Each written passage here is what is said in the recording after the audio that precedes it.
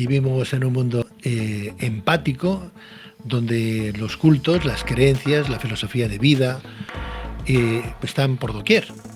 Personas que vienen de fuera llegan a este país o de este país van a otros países y quieren comulgar con lo que ven, con lo que les asiste, quieren hacer amigos, quieren compartir, quieren hacer negocios. En definitiva, nos movemos en el mundo desde que el hombre es hombre y pues ha viajado por todo el mundo pues buscándose algunos las habichuelas o simplemente por el mero hecho de compartir con otras personas pues un grado, un credo, una filosofía de vida, un trabajo, etcétera, etcétera.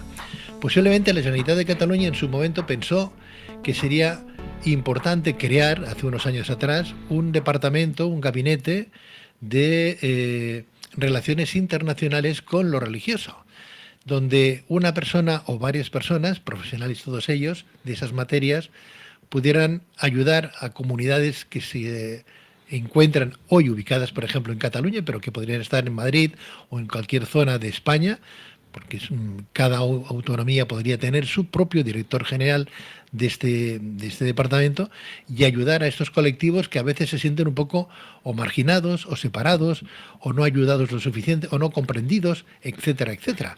Con lo cual hay que felicitar a la Generalitat de Cataluña por el trabajo que en principio hace pues no sé cuántos años, ahora nos lo dirán, pues crearon este departamento pues para ese diario interreligioso de buen entente entre las partes, ¿no? Ramón Bassas es el director general del Departamento de la Generalitat de Cataluña, creado a este fin. Ramón Bassas, muy buenas noches. Hola, buenas noches. Bienvenido, don Ramón. Muchas gracias. ¿Te puedo tutear? Sí, claro, estamos entre amigos. Muchas gracias. Ramón, un departamento que yo no conocía, tengo que ser sincero, y sin embargo me decías que hace más de 20 años que lo creó la Generalitat de Cataluña. Sí, bueno, me ocurre muchas veces cuando digo que ahora entra en la Generalitat y digo, en asuntos religiosos, la gente a veces, la gente que está en el meollo quizá no, pero otra gente dice, bueno, ¿y esto qué es? ¿Y para qué sirve? ¿Y tienes que ser cura para...? No, pues ni una cosa ni la otra.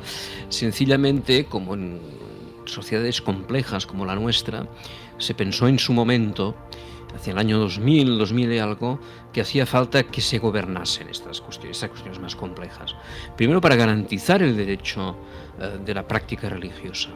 No porque esté amenazado estrictamente, sino porque probablemente vivimos en un momento, ya vivíamos entonces, un momento importante de lo que se ha llamado la secularización, que tiende a privatizar todo lo religioso. Y por lo tanto, cuando emerge de forma pública, sea por la vía del conflicto, sea por la vía sencillamente del uso, de la necesidad que tienen de estar presentes en diferentes ámbitos de la vida cotidiana, en los hospitales hay asistencia religiosa, en las cárceles hay asistencia religiosa, en las escuelas hay diversidad religiosa, surge por lo tanto como necesidad de organización o a veces como conflicto si no se gobierna bien, o bien porque empezaba a aparecer ya entonces una fuerte inmigración básicamente del norte de África y después de gente de América Latina, después básicamente se incrementa después del año 2000, por una serie de razones que ahora no entraremos, y eso, claro, la gente, como decías, lleva su religión en la mochila. Y además la religión suele ser el sitio donde se atiende en primer lugar a las personas. Casi lo primero que hace una persona que tiene una religión y que va a otro país es buscar cómo continúa su práctica religiosa en este país. Entonces nosotros tenemos un marco jurídico que permite la libertad religiosa, por suerte, desde la democracia, y además unos acuerdos con las principales religiones del país que les ofrece una serie de derechos. Y eso pensó en su día la Generalitat que hacía falta regularlo, gobernarlo, más que regularlo. No se trata de hacer muchas normas, sino de encontrar un sitio donde establecer una relación con el conjunto de entidades religiosas y al mismo tiempo garantizar este derecho en todos estos ámbitos, para que, insisto, sea gobernado, sea normal, acabe siendo normal, y sobre todo para evitar conflictos, porque las cosas que no se gobiernan a veces te salen por otro sitio, ¿no? Esas cosas que ignoras o que sale del debate público, sea a veces por políticamente correcto, a veces pues salen por otro sitio. Por lo tanto, es importante que alguien gobierne. Y se ha hecho bien. Es decir, a la Generalitat, yo he entrado en un gobierno diferente de los últimos años, ¿no?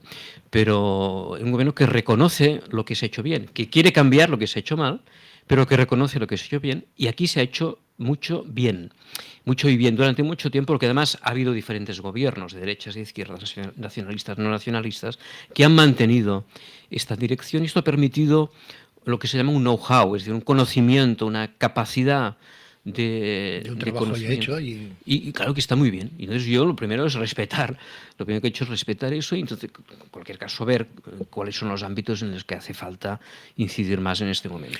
Ramón, de todas las comunidades autónomas, creo que es la única que La tiene un única, sí, gabinete señor. como... ¿Sí? Sí, Pues felicidades. A ver gracias. si aprenden las demás, ¿no? De que hay que estar en Bueno, comunión con la cada gente que uno, nos visita, sí, ¿no? cada uno sabrá lo suyo, es decir, no voy a criticarlo porque cada uno se organiza como cree que tiene que hacerlo, y quizá en Cataluña hay una complejidad algo mayor que en otros sitios, ¿eh? Sí, ¿por qué? Porque hay más gente también, es decir, una comunidad, hay comunidades mucho más pequeñas y probablemente no sea tan complejo el gobierno de este tipo de iniciativas.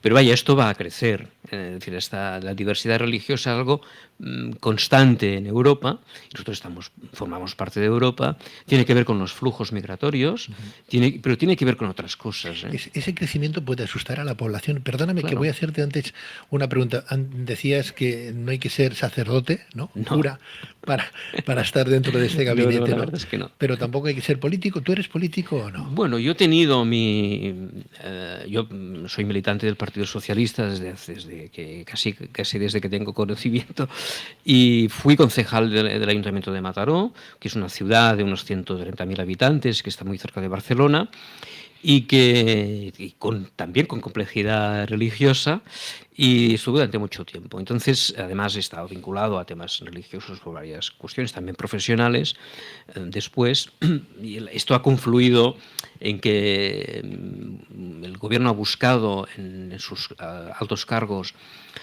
personas con cierta experiencia de la administración, y en este caso yo la tuve como político. Pero, digamos, si me permite, político que se ha ido especializando también en su etapa profesional En un en área la cuestión concreta. religiosa. Sí. Bueno, tenéis un trabajo importante. Sí. Porque en Cataluña cada día hay más inmigrantes, ¿no? Y hay poblaciones que están incluso saturadas Sí, sí. de según qué tipo de inmigración, ¿no? Háblame de esa saturación. Sí. ¿Qué es lo que más satura? ¿De dónde vienen los que más saturan y cuáles son las localidades más Bueno, saturadas? la verdad es que está creciendo, o ha crecido durante estos años en bastantes sitios. Es decir, no hay, podríamos decir, bueno, las grandes ciudades, no. A veces hay comarcas en Cataluña, comarcas del interior, que tienen su producción en agropecuaria y de ganado, etcétera, que necesitan mano de obra que proporciona la inmigración. Y eso también ocurre en entornos urbanos de forma muy evidente, en Barcelona de forma muy clara, en toda la área metropolitana, en toda la costa. Es decir, ¿por qué ha crecido la inmigración? ¿Por qué se necesita inmigración? Porque se necesita mano de obra, así de claro. A pesar de tener un paro relativamente alto durante mucho tiempo, al menos más alto que la media de la Unión Europea, bueno, hay sectores económicos en España que necesitan mano de obra. La construcción, básicamente, durante la etapa que estamos hablando del año 2000, en adelante, pero después hemos visto en otros sitios, ¿no? Hay gente que dice, hacen el trabajo que nadie quiere hacer. No lo sé, pero la verdad es que si uno tiene que atender a sus padres o sus abuelos y busca personal, la buscará básicamente de personas de América Latina, que es donde está el mercado en este momento. Y yo digo, en el ámbito de la agricultura o en según qué tipo de manufacturas, pues en gente del norte de África. Esto es así, es decir, no viene gente porque hay oferta. ¿Por qué hay oferta? Digo porque a veces parece como si fuera una cuestión desesperada, que lo es, de países en vías de desarrollo muy cercanos a nosotros, que tienen problemas estructurales económicos, pero que además aquí ha habido esta oportunidad. Claro, esto, como dices muy bien, genera problemas también, y es lo que hay que intentar gobernar, ¿no? La inmigración, concretamente. La religión sirve también para eso, pero hay muchas más cosas que hay que hacer. Por ejemplo, tú hablabas de Mataró. ¿En Mataró hay una población de musulmanes, Sí, quizás, o sí, cristianos? O... bueno, claro, la mayoría son autóctonos, Sí. y por lo tanto, como la religión católica ha sido mayoritaria durante mucho tiempo, hay mayoría de católicos, y después hay una segunda comunidad, al menos en mi ciudad, pero también en Cataluña es la musulmana, y después vienen los evangélicos. ¿Qué población hay, por ejemplo? No sé, en alguna que te venga a la cabeza ahora, Mataró mismo, u otra, ¿no? No O lo tengo, Gerona, o Sal, o pero alguna de estas que dicen que... bueno, claro, en Sal se concentra mucha más población. Claro, Sal es una población, digamos, voy a decir metropolitana de Gerona, ¿no? De Girona. Y ¿qué ocurre? ¿Qué ha ocurrido en estas ciudades? Pero esto ocurre en todo el mundo, ¿no? Cuando hay una emigración, se suele colocar en determinados barrios, que son los barrios generalmente más pobres, de rentas más bajas. Se colocan ellos mismos, ¿eh? Sí, porque muchas veces hay unas sustituciones. Las personas que estaban en estos barrios ya pobres han podido, a veces porque les han comprado las viviendas, a veces porque han prosperado. España ha prosperado mucho durante los últimos años, y se han podido ir a otros barrios, y estos barrios han quedado para personas de otra nacionalidad. Esto es un problema. Es decir, esto no es una ventaja, esto es un problema. Porque eso dificulta la convivencia. Claro, y la integración también por otra parte, porque los que son, de la tierra, por llamarlo de alguna manera, ¿no? A veces piensan, me veo, pues no sé, que voy a perder mi trabajo, porque es lo que tú decías antes, la gente piensa, bueno, no hay suficiente gente aquí en el paro como para trabajar. Claro, es lo que las cifras te dicen eso. Claro. Lo que pasa que la verdad es que no. La verdad es que hoy, ahora que hay un paro bastante pequeño, bueno, todo el mundo trabaja. Y la previsión, además es que los autóctonos no tenemos prácticamente hijos. Entonces, la previsión de crecimiento de la economía en el futuro va por ahí. Pero si esto genera problemas, que es verdad, genera estas ventajas, ¿no? La seguridad social, por ejemplo, tiene superávit. Y lo tiene básicamente porque la mano de obra que se incorpora es extranjera. Esto es bastante curioso, pero estamos enriqueciéndonos de esta aportación. Pero al mismo tiempo esto genera algunos problemas. ¿Dónde los genera? Pues básicamente en los recursos más bajos. Es decir, ¿cómo se supera? Porque tienes un trabajo ahí. No, yo no me dedico a la inmigración. Importante, ¿no? Al tema religioso. El tema religioso. La inmigración es un poco más complejo de está todo muy unido, ¿no? solucionar, pero digo, esto genera problemas, pero al mismo tiempo genera oportunidades, como todo, ¿no? Sí. Ramón, si es posible, ¿me puedes dar algún dato, alguna cifra en números? Si te viene ahora no las tengo en... No sé, para decir, pues mira, hay en tal población que son 100.000 habitantes... No lo sé, pero más o menos 50.000 son... debe de haber un 15% en Cataluña de gente que se declara, quizá no llega al 15 musulmana, y después viene pues un 5, un 6 o 7% de gente que es evangélica. Y de todos estos colectivos, porque no hablamos solamente de musulmanes y de cristianos, hablamos también de hinduistas, budistas, claro. Hay más, ¿no? Sí, estos son sectores relativamente más pequeños, minoritarios, pero están creciendo. Están creciendo, y no solamente por la inmigración, ¿no? Antes he dicho, ha habido un proceso de secularización muy importante en este país y en todo el occidente. No es una cuestión de España y de Cataluña concretamente, sino de todo el mundo occidental. Y eso produce que un cierto vacío, ¿verdad? Si tú no tienes a mano o tan a mano los instrumentos que daba la religión para preguntarse lo más íntimo, lo más profundo de uno mismo, pues tendrá que buscarlos en otro sitio. Ramón, ¿y vuestro trabajo en definitiva, tocando ese diario interreligioso, cuál es, en definitiva? Básicamente, por un lado, la relación con las comunidades. Es decir, ¿qué ocurre? ¿Qué pasa? ¿Qué ocurre? ¿Cómo podemos garantizar este derecho que necesitáis? Todas estas cuestiones. Quizás hablaremos de algo concreto, pero ya hemos hablado de varias posibilidades de intervenir. Y por otro, una reflexión sobre el hecho religioso propiamente, ¿no? Es decir, que la ciudadanía conozca qué es lo que está ocurriendo. Entonces hacemos un trabajo para conocer qué centros de culto se están creando, dónde se están creando y con qué diversidad. Otra que tiene que ver con una encuesta que se hace cada 2 o 3 años, ahora se ha publicado una hace poco, sobre cuál es la percepción de los ciudadanos respecto al hecho religioso y también su aportación para ver más o menos qué es lo que está ocurriendo y para por lo tanto, prever qué tipo de políticas tiene que haber al respecto. Y en este sentido, nosotros damos mucha importancia al hecho del diálogo interreligioso. A mí me enseñaron de pequeño que allí donde fueres, haz lo que vieres, Sí. seguramente que te suena, ¿no? Sí.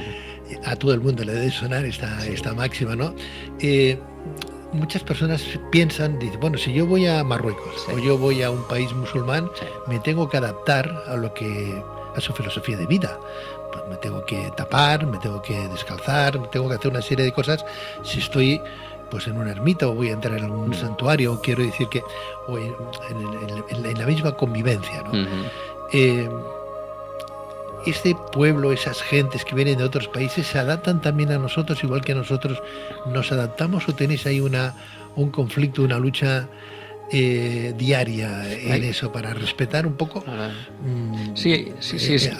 de aquí, ¿no? Esta es una pregunta importantísima, ¿verdad? Porque hay que pensar, bueno, exactamente a qué tenemos que adaptarnos, ¿no? Por ejemplo, y una comunidad se distingue, una comunidad, España, Cataluña, etcétera, se distingue por aquello que nos une, ¿no? Por aquello que es común. Por lo tanto, lo que tiene que hacer todo el mundo, independientemente de su religión y si tiene o no religión, es adaptarse a este marco, que es básicamente un marco jurídico, de respeto a las libertades, a los derechos humanos, etcétera, etcétera, etcétera, y al mismo tiempo, pues sí, comprender lo que llamamos el arraigo, ¿no? Es decir, comprender que hay unos implícitos, o a veces explícitos, que hay que conocer y respetar, ¿no? Esto no es tan sencillo, porque como hemos tenido un proceso de secularización, etcétera, no queda muy claro cuáles son estos implícitos. Ahora hay un debate en Barcelona sobre si tiene que haber o no pesebre, tal. Bueno, esto tiene que ver porque no nos hemos puesto de acuerdo ni los de aquí en cuáles son estos mínimos, probablemente. Entonces eso requiere un debate sobre la identidad catalana, ¿no? Que es una cosa que hemos hablado mucho durante mucho tiempo estos años del proceso, pero que no hemos concretado en unos mínimos comunes, ¿no? Nosotros, desde el gobierno, insistimos que una comunidad como Cataluña tiene que tener estos mínimos comunes y que obviamente todo el mundo tiene que estar acogido y al mismo tiempo respetarlo. Pero también estos mínimos incluyen la libertad religiosa. Y por lo tanto, tenemos que predicar con el ejemplo y si queremos que se respete estos mínimos, también tenemos que respetar lo que se aporta desde otras percepciones religiosas. Por otro lado, las religiones más relevantes en Cataluña o en España, las católicas o cristianas en general, la musulmana y la judía, son religiones que tienen su parte importante en la historia de España, es decir, no son ajenas a nuestra cultura, por lo tanto tampoco tendría que ser tan difícil encontrar estos mínimos, son religiones abrámicas. Y las religiones que no provienen de este núcleo, son religiones básicamente de expresión oriental, no generan tampoco mucho problema de convivencia. Por lo tanto, yo soy optimista en el sentido de que creo que es posible esta convivencia. Y la prueba es que en Cataluña sí que hay algún conflicto, pero no es el pan de cada día, ¿no? Hablabas de ese, entre comillas, conflicto sobre el pesebre, si vamos a hacer pesebre o si vamos a poner lucecitas en las calles, por ejemplo. En el Raval me decía gente que vive allí, bueno, es que nos van a quitar el poner las Feliz Navidad, el Bon Nadal y muchas cosas cuando somos católicos, somos cristianos, vivimos aquí toda la vida y ahora pues resulta que por comunidades que vienen de fuera con otra religión, por respeto a ellos, nosotros no vamos a poder celebrar o llevar a cabo lo que siempre se ha visto de eso, ¿no? Yo respeto mucho lo que haga cualquier ayuntamiento, obviamente, porque cada uno sabrá lo suyo y además tengo que decir, no era la verdad, el Ayuntamiento de Barcelona monta un pesebre en el ayuntamiento, que es la primera vez que lo hace. Es decir, que a veces solo se habla de que en vez de ponerlo fuera se ha puesto una estella, pero por primera vez se hace un pesebre dentro. Quiere decir que tampoco es tan radical la situación. Pero sí que yo lo ponía porque denota una falta probablemente de debate sobre cuáles son estos mínimos y sobre cuál es la aportación de la religión en la cultura. Y que esto está bien respetar, que se respete, ¿no? Porque tiene que ver con nuestra identidad. ¿Cómo vais a plantear los mínimos? Porque claro, si yo soy musulmán, por ejemplo, te voy a decir, bueno, es que yo necesito una mezquita Sí. y necesito a una hora determinada pues que el imán Eh, rece y cante y quiero altavoces para que toda la comunidad lo oiga. Igualmente que lo oigo yo, lo oyen cristianos, católicos, etcétera, etcétera, que a lo mejor no les gusta Sí, escucharlo. pero esto en Cataluña no ocurre. Es decir, Pero bueno, puede el ocurrir. Yo, imán... yo te puedo pedir a ti, sí, en ese mínimo, que me pongas una mezquita, sí, sí. ¿no? No, me pongas no, que usted tiene derecho a poner su mezquita, pero tendrá que cumplir unas normas, y unas normas urbanísticas, que lo permiten, por cierto, y unas normas de libre concurrencia, es decir, usted tendrá que acogerse a las normas.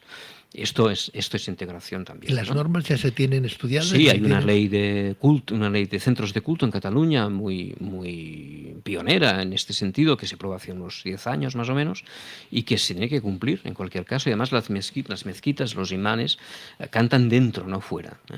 Claro, te podrían decir, oye, pues yo tengo que oír las campanas de las iglesias. Claro. Y tendríamos y entonces aquí hay el debate de decir, bueno, pues, oigan, las campanas de las iglesias pertenecen a la cultura común de esta comunidad. Y eso, además, tiene que ver más con saber la hora que con una cuestión religiosa, ¿verdad? Y que nos liga con nuestro pasado. Por lo tanto, yo entiendo que es otra historia. Qué ¿no? complicado lo Pero es tenéis. complicado. Lo que pasa es que Madre mía. hablando la gente se entiende también, ¿eh? Y por eso digo que el diálogo interreligioso permite que más allá de estas cuestiones, digamos, más prácticas y que probablemente muy secundarias, ir un poco más a fondo, porque las religiones no solamente aportan problemas, también aportan algo importante, que si la gente se plantee qué hace en esta vida. Y esto está bien, que haya gente... Después, esto lo concretas con creencias religiosas o no, todo da igual. Pero que haya gente que se plantee de forma periódica qué es lo que está haciendo en esta vida ante este problema, ante la cuestión de la propia existencia. Oye, yo creo que esto hace una sociedad mucho mejor en todos los sentidos. Vargas Llosa, que es agnóstico, decía que él prefiere sociedades donde hay religiones, aunque él no participa de ninguna, porque quiere decir esto, que hay gente que se está planteando qué hace en esta vida y además se está planteando qué hace con el otro, ¿no? Porque estas religiones abrámicas se basan en la relación con el otro. Hablamos de moralidad, en definitiva. También, Ramón. claro. Hablamos de moralidad, que si no existiera la religión, a lo mejor la moral tampoco estaría tan presente, ¿no? Claro. Si somos buenos, a lo mejor es por miedo a caer en los infiernos, ¿no? El día de o mañana. Porque nos hemos planteado. Es decir, sí que es verdad que la religión tiene esta mala prensa. Es decir, haces las cosas porque te las dicen. Bueno, depende. Hay personas que lo que hacen es planteárselo y entonces ven que su entorno religioso, comunitario y moral se comprende mejor en esa tradición, pero lo han elegido ellos. ¿Qué le dirías a esa gente que dicen que no están a favor de que ahora no tengan su pesebre o sus navidades, sus lucecitas en sus calles, por ejemplo, al margen de lo que piense su alcalde de su... Bueno, yo primero lo respetaría, es decir, lo que les preguntaría por qué, claro. Antes tú decías, allí donde fueres haz lo que vieres, Sí. pero sin embargo decías ahora que un campanario, más que marcar las horas, es un aviso también a la Santa Misa, ¿no? Sí, pero son todas las cosas. Es decir, Entonces, un calendario marca horas y además... pertenece a una comunidad. Entonces, sí. ¿cómo se le hace entender eso a un musulmán, por ejemplo, de que él no puede pregonar con altavoces el imán su credo y sin embargo... Por una cuestión de arraigo. Es decir, aquí la cosa es del mismo modo que no se me ocurriría a mí, pero el musulmán, la verdad es que nadie se ha quejado, pero lo ponía como hipotético, ¿no? Pero es como si yo me fuera, bueno, me acuerdo que fui hace años a algún país árabe y me despertaba con el muezzin cantando. Bueno, a mí me parecía muy bonito, pero no se me ocurriría, ni borracho, decirles, como tienen que respetarme, no, perdón, yo le puedo respetar perfectamente si usted entiende que hay un arraigo de una determinada cultura en este sitio. No pasa nada. Es decir, la diversidad que además es algo defendido en la Biblia, en el pasaje de Babel, ¿no? Que cada uno hable a su manera, es decir, que cada uno se exprese a su manera, es algo que está bien en principio. Y que haya más arraigo en un país o en otro de una de esas tradiciones, pues dice sobre el país, pero esto no tiene que ir en contra de que uno después elija, pues quizá otra forma de expresar su fe, no pasa nada, pero respetando obviamente la historia de nuestro país. Ramón, ¿los derechos y las obligaciones son para todos? Efectivamente. Sí. Yo creo que sí. Lo dice la Constitución, no lo digo yo. ¿Y está implementado eso? ¿Lo hacemos? Y sí, en general sí, o pero somos creo más que... permisivos? No. Yo, en general sí. Yo creo que estamos en un país... Tienes una política al lidiar ahí importantísima. Sí, pero Porque estamos estás en un entre país, política y por religiosidad. suerte, que la gente, en este barómetro que decíamos que hemos hecho, la gente en general entiende de qué va la historia, entiende el hecho religioso, lo comparta o no. Y en general, digamos, tenemos una sociedad, porque si no, no podríamos vivir, bastante comprensiva con el hecho religioso, sin duda. Claro. Ahora bien, sí que está surgiendo en toda Europa y en España también posiciones que cogen la parte por el todo, por decirlo de algún modo, y que concentran en determinadas expresiones religiosas su odio.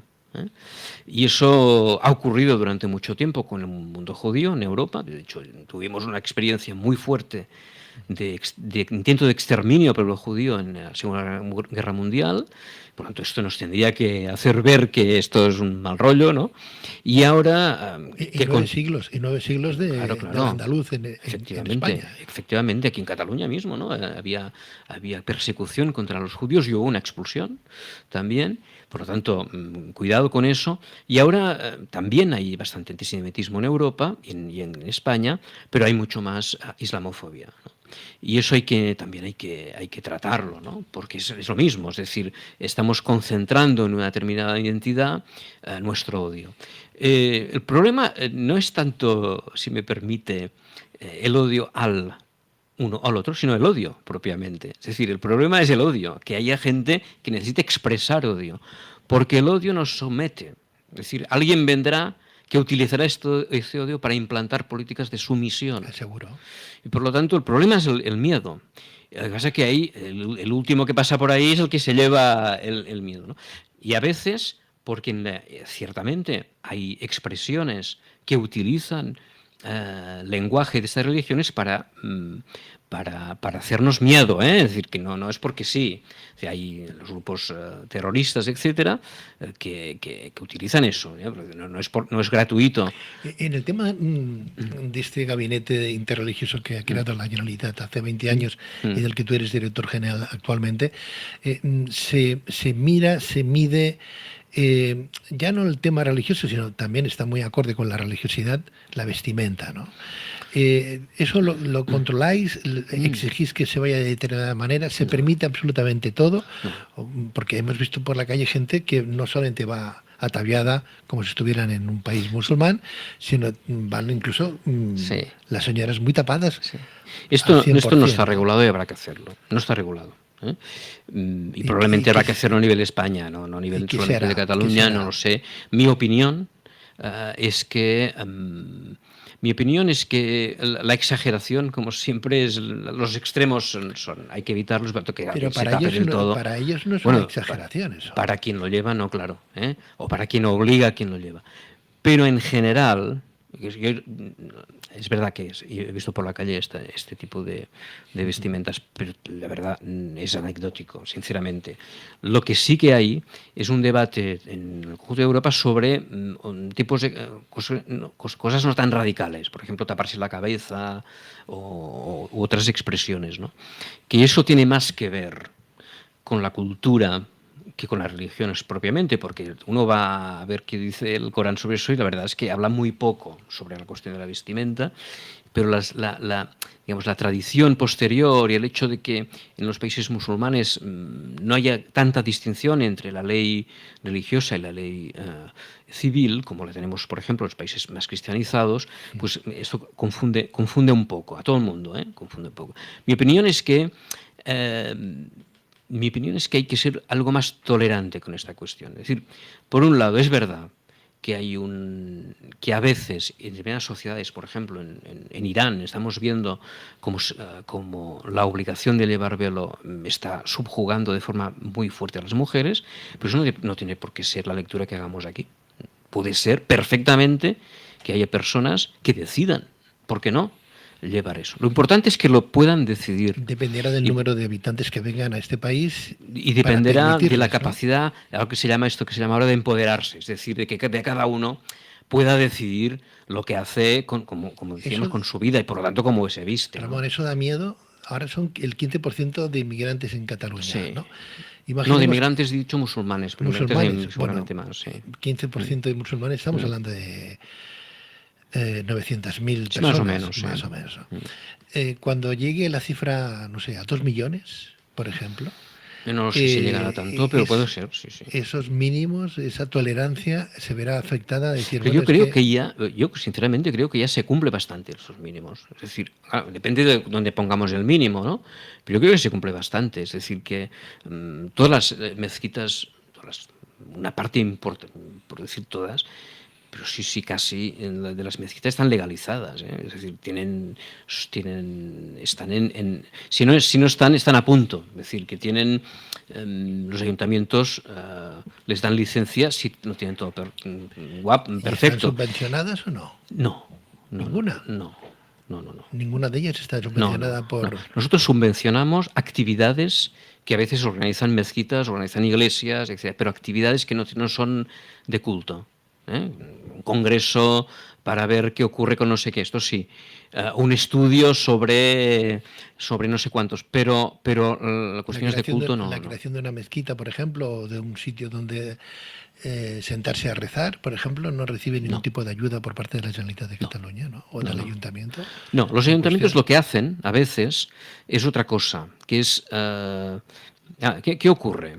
Que tú tienes una necesidad religiosa y no tiene sitio para ejercerla. Esto es lo que ocurrió. Por eso se hizo una ley de centros de culto, para prever que en los planes urbanísticos alguien piense que hay que poner en algún sitio centros de culto. Claro, esto ya venía de fábrica, ¿no? Había iglesias, pero a nadie se le ocurría que vendría otro tipo de necesidades.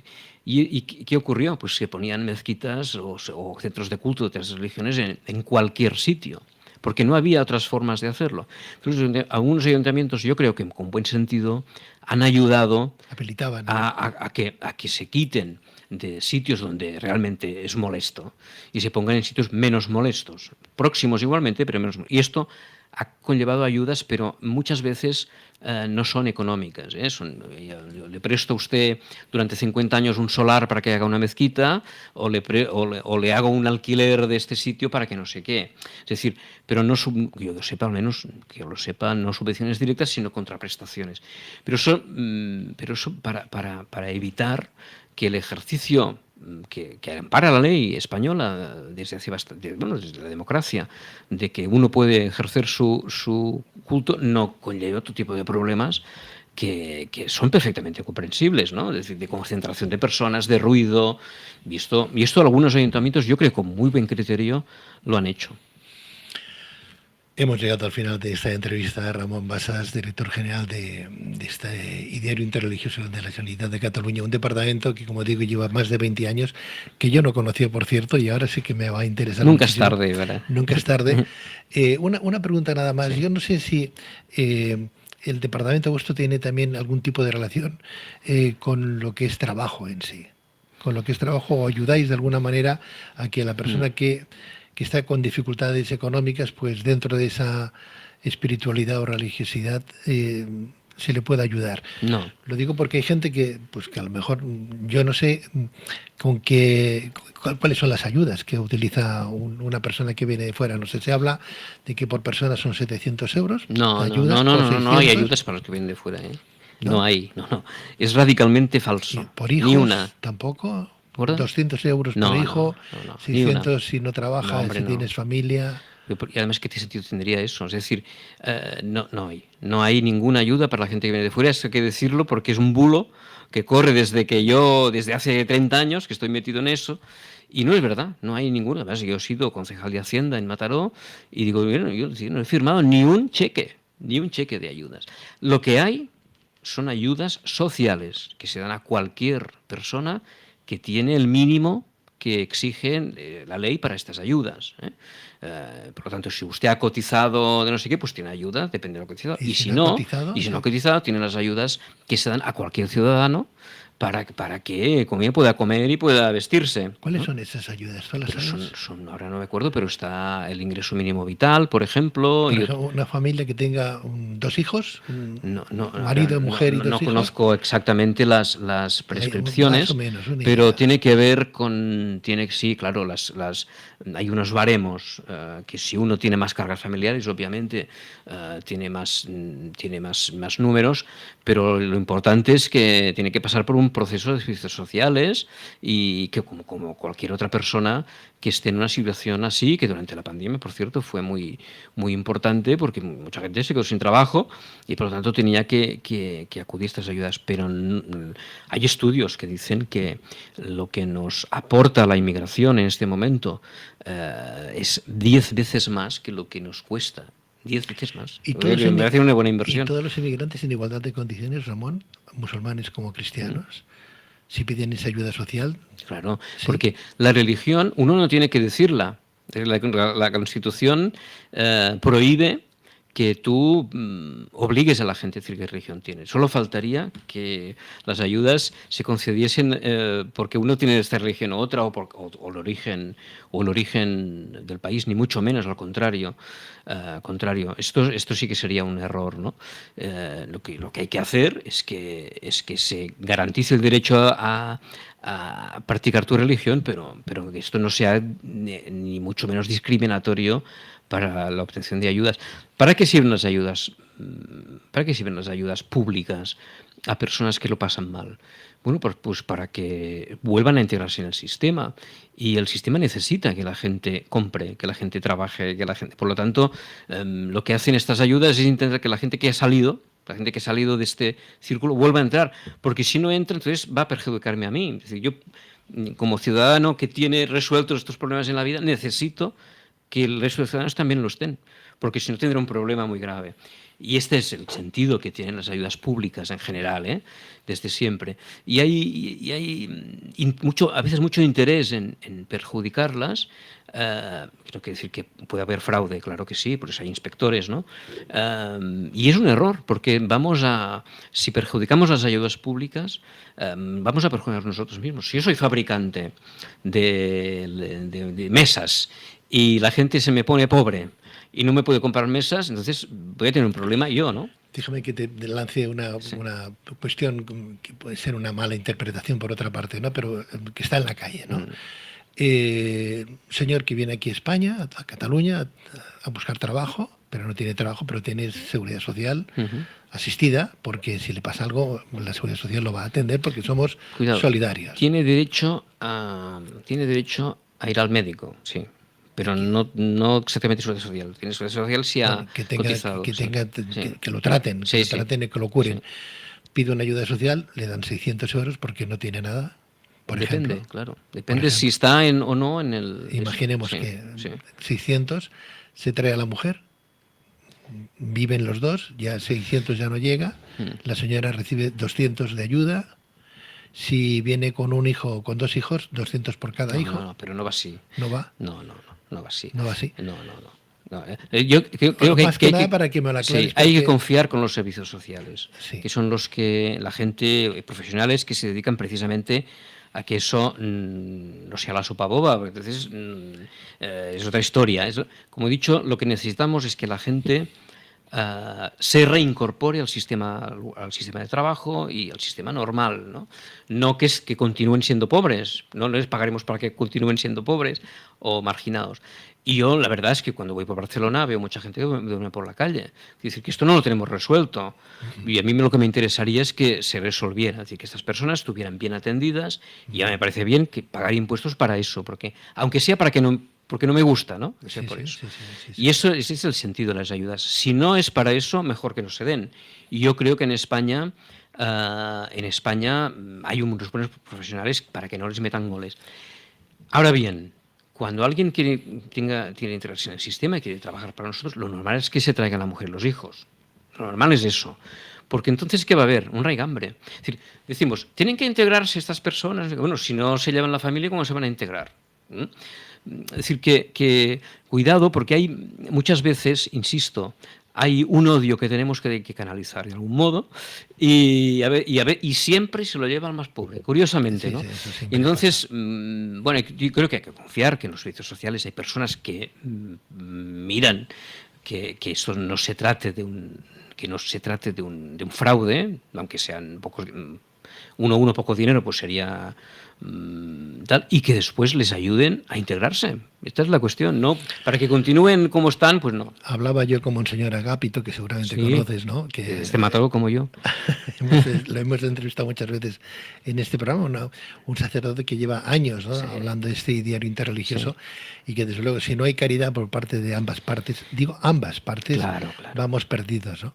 Yo, Ramón Basas, te deseo todo lo mejor del mundo en este Gracias. gabinete como director general de un departamento que va a ser complicado en resolver. Por ahora a lo mejor no mucho, pero cuando más se vaya animando el tema de la inmigración en Cataluña, Sí. pues el ente Bueno, más. así no nos vamos a aburrir. No, Así pero nos quiero decir aburriréis. pero que te he dicho antes, hay un buen, creo que el conjunto de Cataluña y España, ¿eh? Hay gente, la verdad es que la mayoría de gente entiende que tenemos que vivir tranquilos, ¿no? ¿Verdad? Y por lo tanto buscar estrategias para hacerlo. Y yo creo que tengo un buen aliado que es la gente, ¿no? Está muy bien. Pues felicidades, que vaya todo muy Gracias. bien y muchos éxitos. Gracias. Buenas noches.